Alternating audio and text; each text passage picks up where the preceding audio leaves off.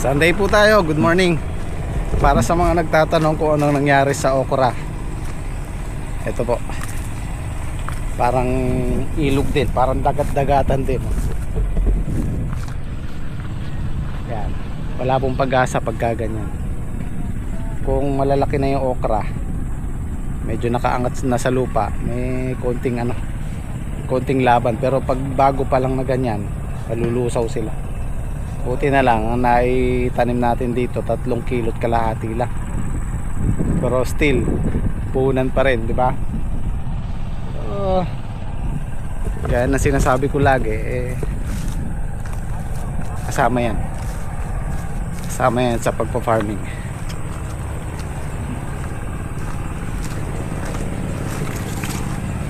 Yan ang plano ko sana dyan, kasi ito yung pinakamababa. So yung paglampas ng balag na to, yun medyo mataas na doon. Hanggang doon sana yung okra. Sa di inaasahan. Well, inaasahan natin yan. Hindi lang talaga naiplano ng maganda. Yung plano namin, talong sana doon sa medyo mataas ng konti. Pero sa ngayon, palilipasin lang natin yung, siguro yung tag-ulan. Baka tamnan ko na ng ng talong buo sa Tag-Araw.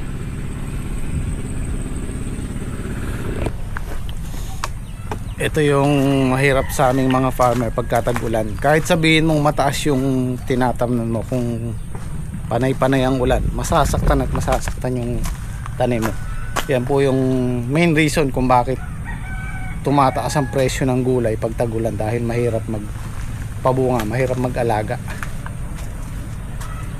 Buti ba maapaw nga yun. Ako na maapaw yung patuloy. Hanggang yan, November, December yan, darating yan. Basta may ulan. Hindi yata lumusong si Shirley. Oo, lulusong mo eh. Kahapon nandyan. Oo, maghapon. Hindi siya tubig kahapon yung ilalim ng silong niya, hanggang doon sa may buwangan, may tubig. Yan ang dapat kabisaduhin ni Shirley. Yung tubig, yung irrigation. Masok yung sa may paligid niya raw, yung inampang namin. Overflow yung tubig. Buti lumalabas yung tubig doon sa bananya rin. Makakabisado na ni Shirley yan, kasi itong November, December dumarating ang irrigation, tapos nasabay pa ng ulan, sumasabay yan. Ayun, may tubig yun sa kanya na yun. Puno ka pa yung tubig na magpasaguhit na yun eh. Malapit na sa may mga puno ng ipin na yun.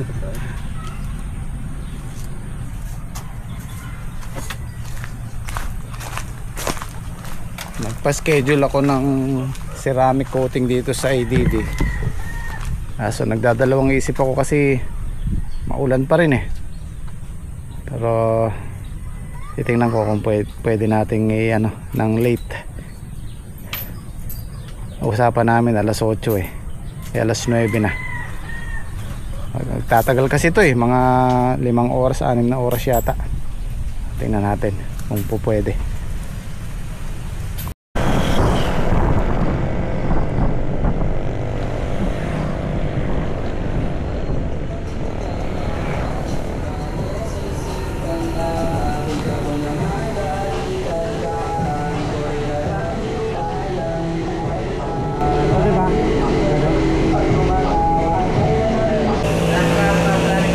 Ilang oras ba yun? Kapag yung oras yan nila. Ay, matuglas yan. Medyo napapaglas yun po. Ay, natuglas po. Mga ilang oras? Medyo matagal din po kasi kapag yung oras.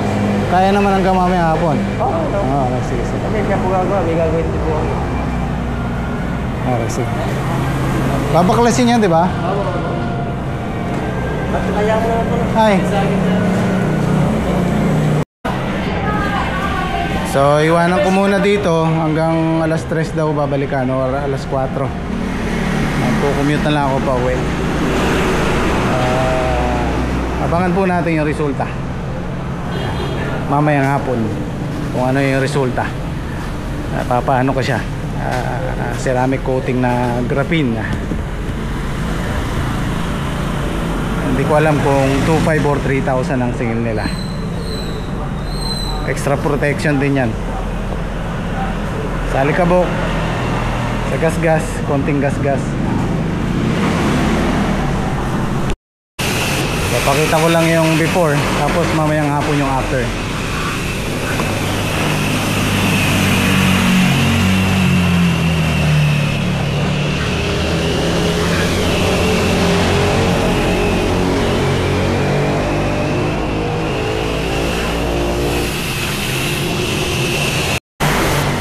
So, ito yung sample nila, oh.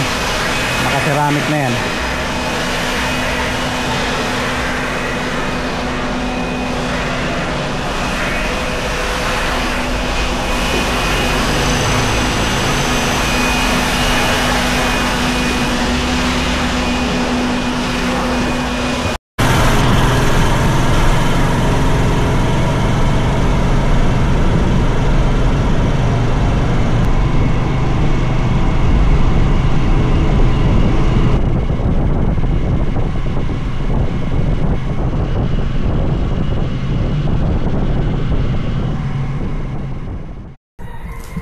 Okay, ang sabi sa akin, 3 oras.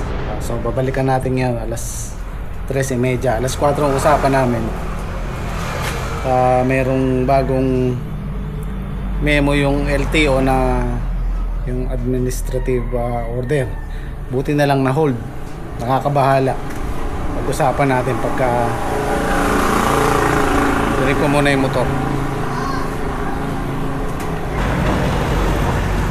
Tayo. San Roque.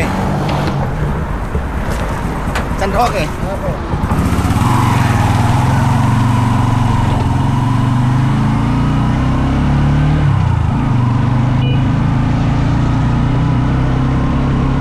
Ay. Oy, thank you. Thank you.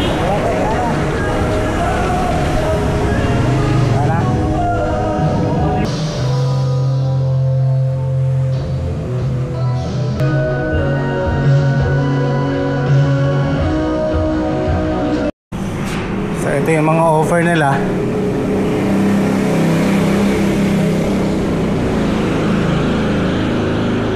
Sa akin na yun, nagbayad ako ng 3,000. Magbabayad tayo ng 3,000. Tapos meron siyang maintenance every 6 months. Dadali natin dito, labor na lang ang babayaran natin. 500. Ganun. Para ma-maintain yung ano natin, kulay ng sasakyan. Mga motor man yan o kotse.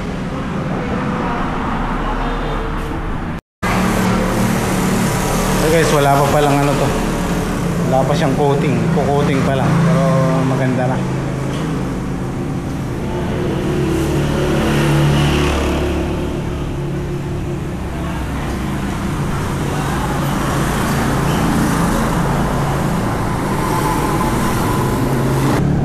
Ito guys, kailangan nilang isara yung salamin para hindi pumasok yung alikabok. Iko-coating na eh.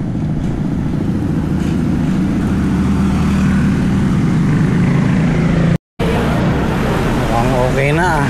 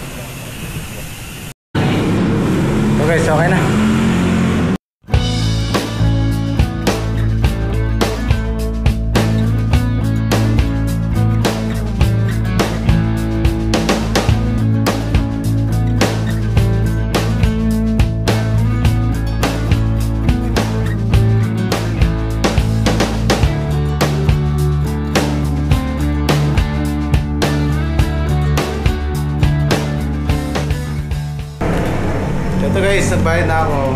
Babayad na ako. 3,000. So meron daw silang 3 years warranty. So kaling magasgas, balik lang natin. Labor lang ang bayad. Okay. Maganda ng resulta. Oh. Satisfied.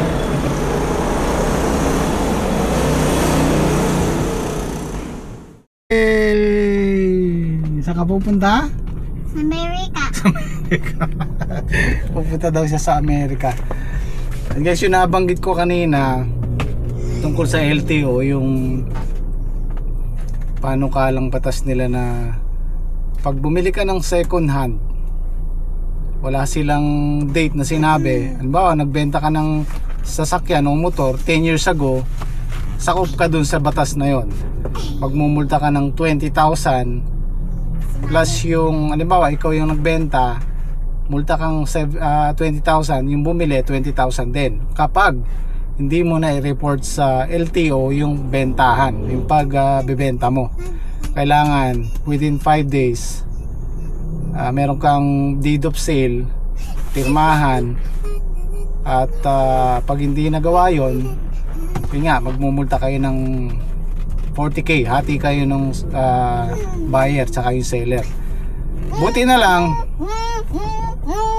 na-discuss sa YouTube, napanood ko. Huwag ka maingay. Na-discuss sa YouTube, napanood ko, at hinold nila yung batas na yun kasi masyadong komplikado. Maraming tatamaan eh. Magulo yung batas na ganun. So pag-aaralan daw nila at meron pa yatang kulong up to 6 years yung seller. Kaya buti na lang pag-aaralan daw nilang mabuti bago nila ipatupad ulit. So kasi ako meron na akong naibenta eh. Meron na akong naibentang motor kagaya ng Aerox. So kasi yung nakabili ng Aerox nag-message sa akin na sita daw sila. At yun nga, tsaka ako nalaman na merong bagong batas na gano'n. So sana mapag-isipan nilang maayos kasi talagang masalimuot, magulo. Andyan na si mama. O tara na, pupunta daw kami kay Kabeli dito sa Cabiao. Meron siyang bagong bukas na restaurant ba? Hindi, ngayon lang. Saan tayo pupunta? Yun lang siya. Okay. Saan tayo pupunta? So Gaya sa... parang stall, food stall ganun. So puntahan natin si Kabeli, tara. Dito yan sa sa Santa Ines, sa bypass. Yung sumikat na bypass dati. Kabyong. Sa Cabiao. Okay. Na. Ayan na ganda Yung diretso ka pala doon yung silipin. Ay, kaganda. Ay, hindi pa pala dito sa kabila. Oh, di ba? Ang ganda. Baka may kasunod tayo. Ayun oh. Oh,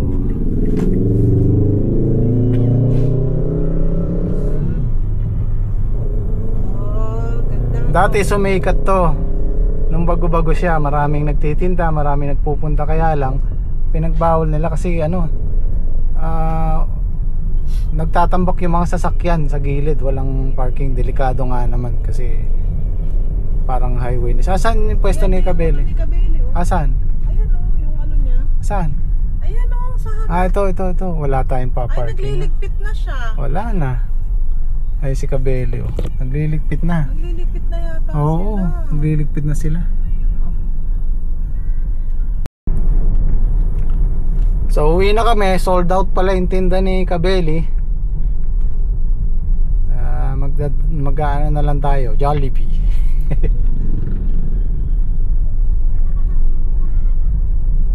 Pauwi na sila eh, nagliligpit na eh. Hindi na natin sila istorbohin. Ay, ito guys, nauwi kami sa drive-thru. So ayos lang din pala kung natuloy kami doon. Maulan lang din tayo eh, umulan oh.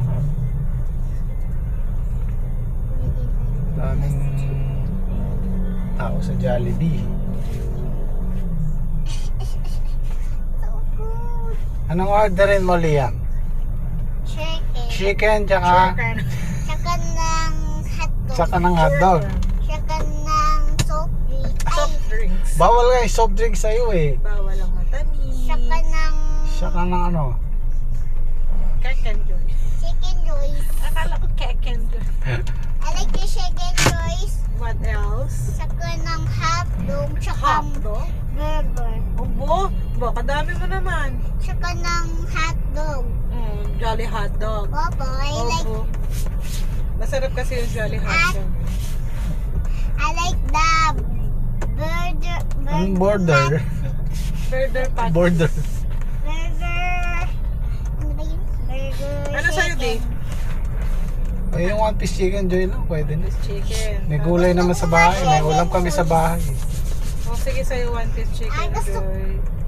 Tatlong jolly Gusto ko hotdog. nga chicken Joyce. Chicken O joy. sige, two piece na yung sa'yo para sa kanya yung isa. Okay. Tapos tatlong jolly hotdog. Ikaw na umorder para... Hello. Uy. Hi. Dito ka dito. Dito ka dito. Oh, hi mo sila. Hi. Bye. Hi mo sila. Hi. Hi. Hi. Islam mo. Ano may balabal malamig? Baby naman nga ba? Yan na. Jollibee. Saka chicken Joyce. Saka ng Ay, kalayo. sopas. Dalawang two-piece chicken. Saka ng Meron. Pa-upgrade sa ano? Float. burger. Saka ng Tatlong. Anong sabi?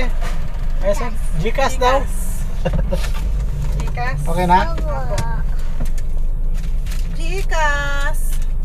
Gcash talaga. Food. Ay, nagagating ng sisling. sakyan. Sisling ano natin. Okay, let's go. Bye-bye. Babay mo sila. Uwi na tayo. Galing ka na sa Amerika, no? Opo. Ay, dyan daw siya magpunta ng Amerika eh. Tingnan siya ng Amerika. Punta ka ng Amerika. Opo. Opo. Excited ako. Excited ka? Excited siya sa Amerika. Ayan. Mamaya, uwi na natin. Ano ba? Uwi na. Uwi na natin mamaya. Uwi na natin yung... Ganyan lang kasimple yung ano natin, guys. Ganyan lang kasimple yung family day natin. Dito lang. Sa susunod, lumayo-layo naman tayo. Oo, ano? Kapan? Pag nandiyan sila ate. Masarap pumunta sa Baguio pag malamig.